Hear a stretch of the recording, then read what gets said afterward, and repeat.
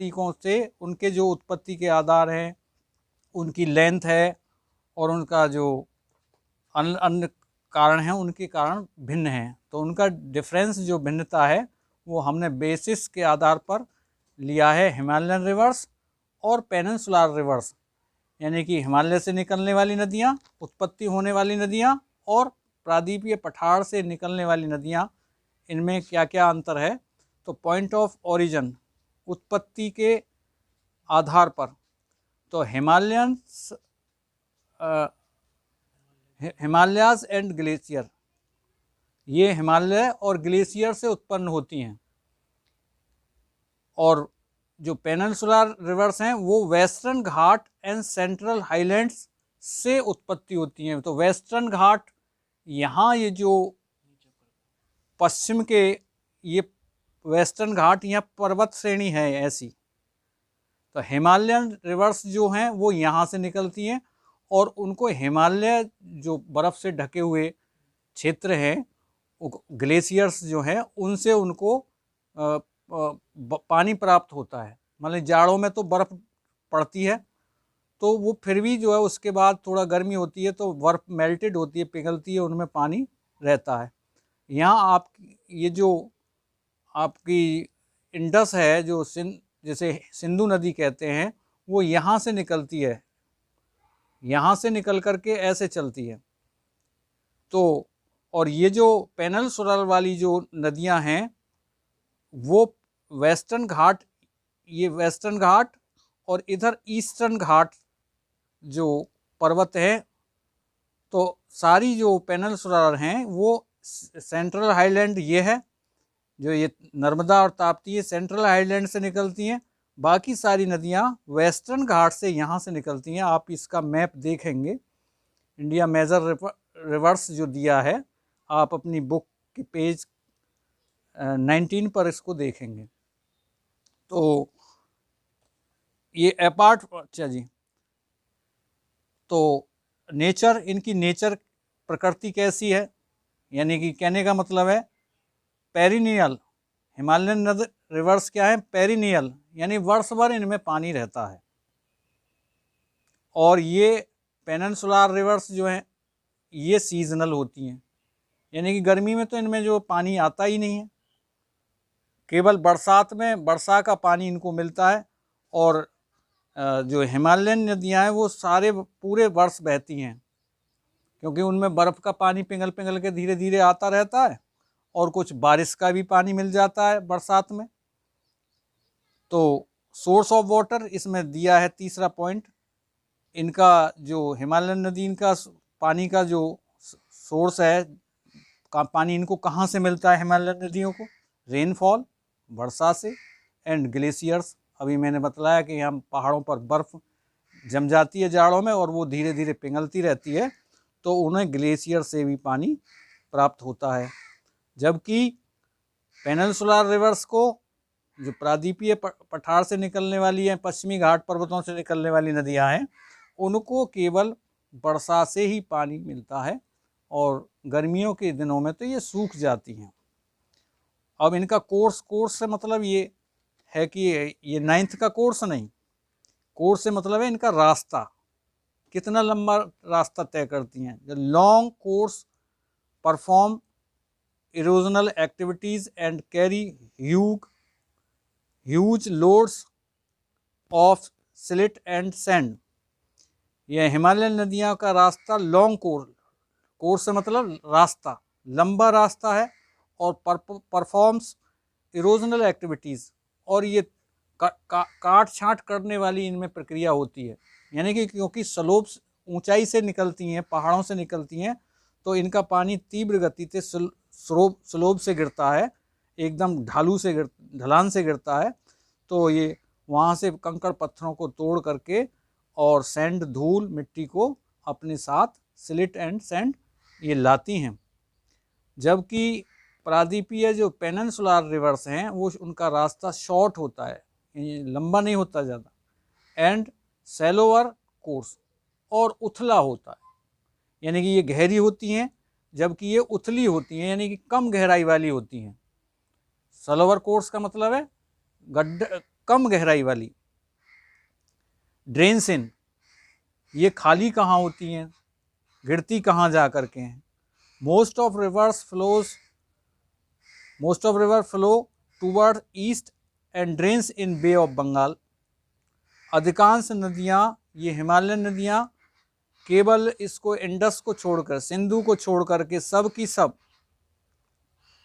बंगाल की खाड़ी में गिरती हैं। Bay of Bengal, Indus is an exception. केवल सिंधु जो नदी है, जो मैंने बतलाई, जो पाकिस्तान में होकर के निकल के अरब सागर में गिरती है, एम्पटाइज होती है, ड्रेन्स होती है। ड्रेन्स का मतलब है कहाँ जा कर के वो गिरती, खाली होती है, किस सागर में विलीन होती है। तो केवल हिमालयन सारी जो नदियाँ हैं वो सब बंगाल की खाड़ी में जाकर गिरती हैं। Most of the rivers flows towards east and drains in bay of Bengal. जो पेनिनसुलर जो नदियां हैं वो बंगाल की खाड़ी में ही जाकर के गिरती हैं। Narmada and Tapti are some major rivers which follows in the west and drains in Arabian Sea. केवल सारी नदियां जो है ये भी बंगाल की खाड़ी में गिरती हैं। केवल नर्मदा और ताप्ती दो बड़ी नदियां ऐसी हैं जो अरब सागर में गिरती हैं।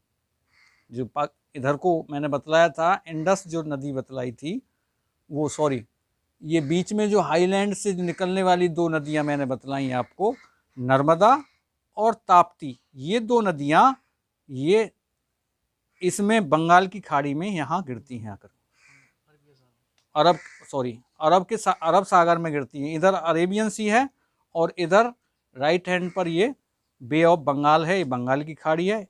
और ये यहाँ नीचे जो है इंडियन ओशन है, हिंद महासागर, वेस्ट में अरब सागर और पूर्व में बंगाल की खाड़ी।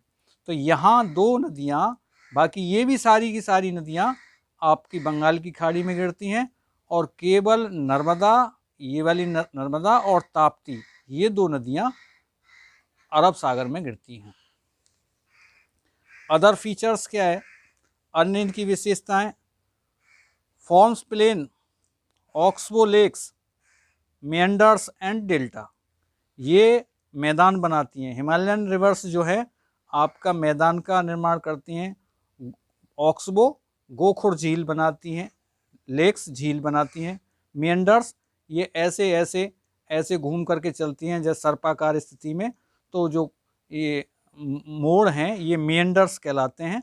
और डेल्टा, और अपने साथ बहाई कर लाई हुई मिट्टी को ये छोड़ती चली जाती है, तो उससे डेल्टा का निर्माण होता है। इधर पेनिनसुलर रिवर्स में क्या है, forms estuaries, unlike Himalayan reverse, ये एस्चुरीज का निर्माण करती हैं। हिमालयन रिवर्स के बिल्कुल विपरीत, ये तो डेल्टा बनाती हैं। ये तो जब ये नदी हिमालयन रिवर्स जो है सागर में जाके गिरती हैं तो ये एक फिंगर टाइप एक आकृति का निर्माण करती हैं यहाँ समुद्र में जा कर के, जबकि ये सीधी सीधी ये जो पेनिनसुलर रिवर है सीधी सीधी एम्प्टाइज होती है, खाली हो जाती हैं उसमें जा कर के सागर में। जो अभी नर्मदा और ताप्ती जो दो नदियाँ बताई थी मैंने, वो कुछ भी डेल्टा या इस तरह का कुछ निर्माण नहीं करती, सीधी सीधी सागर में, अरब सागर में विलीन हो जाती हैं। एग्जाम्पल जैसे 7वां पॉइंट है, गंगा, ब्रह्मपुत्रा, इंडस और यमुना ETC, ये नदियाँ इसका एग्जाम्पल हैं। गंगा, ब्रह्मपुत्र और इंडस, सिंधु और यमुना, ये हिमालय से निकलने वाली नदियां हैं। और पेनिनसुलर रिवर्स जो हैं वो हैं आपकी नर्मदा, गोदावरी, कृष्णा और कावेरी, इनके उदाहरण, ये इसके उदाहरण हैं।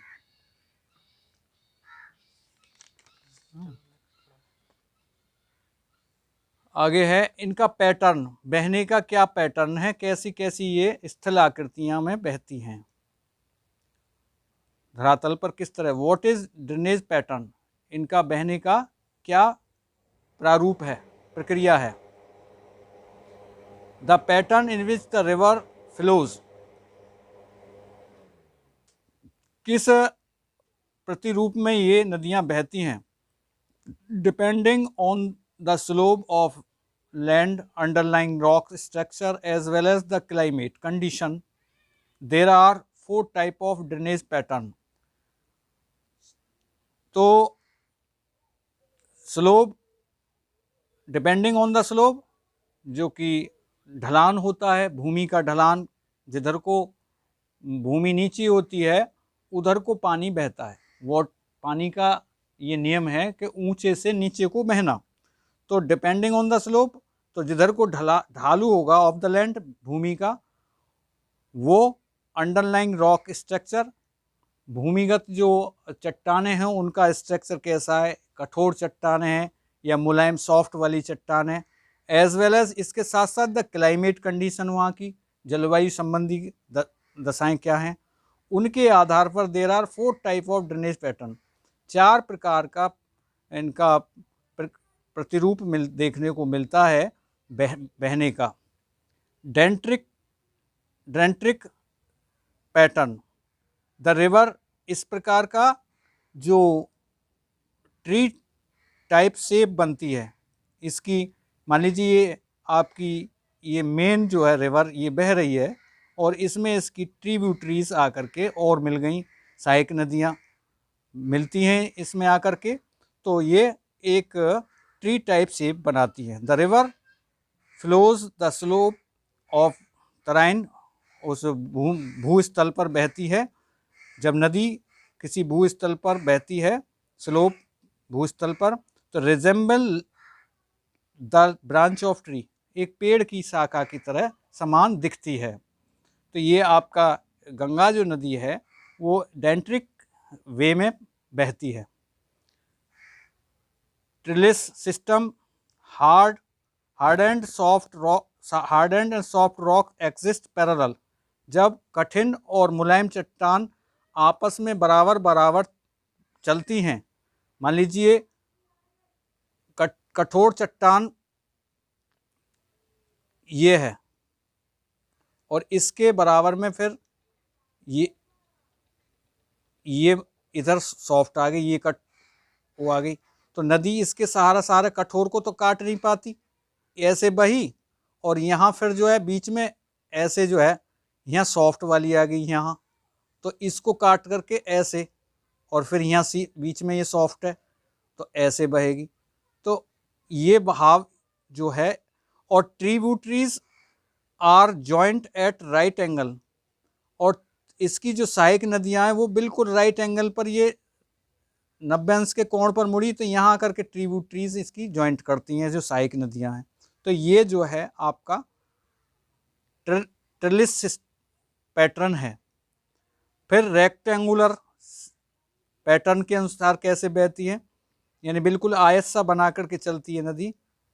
Develops on the strongly joint rock terrain, भूस्थल पर जो चट्टान है, कठोर चट्टान मजबूती से जुड़ी हुई होती हैं, इसमें नदी का बहाव, मान लो ये कठोर आ गई तो इसको छोड़ करके ऐसे चली गई, फिर यहाँ कठोर है, आगे कठोर जॉइंट है, तो यहाँ से ऐसे, तो ये आयत जैसा बनाती हैं। जो 4th जो पैटर्न है वो रेडियल है। रेडियल क्या है कि any elevated the rivers flowing from a central peak to the different direction, यहाँ एक एलिवेटेड एरिया है, उभरा हुआ क्षेत्र है, तो ये पॉइंट से, पीक से, सेंट्रल पीक से यहाँ से चारों दिशाओं में ऐसे ऐसे ऐसे ये बहने वाली जो नदियाँ हैं वो रेडियल पैटर्न में बहने वाली नदियाँ कहलाई जाती हैं।